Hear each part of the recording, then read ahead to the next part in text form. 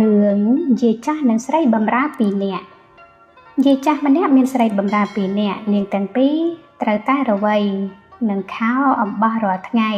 គ្មានឈប់ទំនេរយាយចាស់គ្មានព្រួយអ្វីក្រៅតែពីចែកមុខនេះឲ្យនាងទាំងពីរធ្វើប៉ុណ្ណោះកាលណាព្រះអាទិត្យបំរុងនឹងរះរហ័សត្រូវតែវិលខ្នាអំបោះត្រូវឲ្យមាន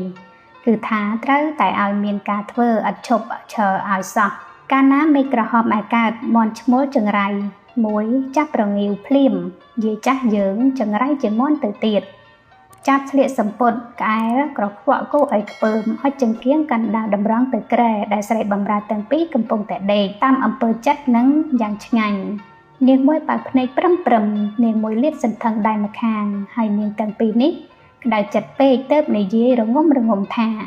អាមន់ចង្រៃឯងទៀងតែស្លាប់មិនខានថាដូច្នោះហើយស្រីបម្រើទាំងពីរ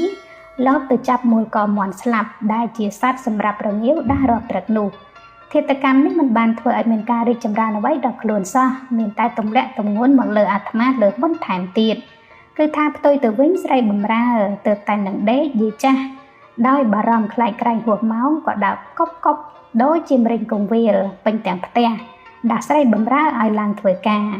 ដូច្នេះហើយបានថាជាញឹកញយណាស់កាលណាគេគិតនឹងដោះខ្លួនចាញ់ឲ្យរួចពីកិច្ចដោះអាក្រក់អ្វីមួយជួនកាលគេរឹតចូលកាន់តែជ្រៅលើមនុស្សថែមទៀតផោះ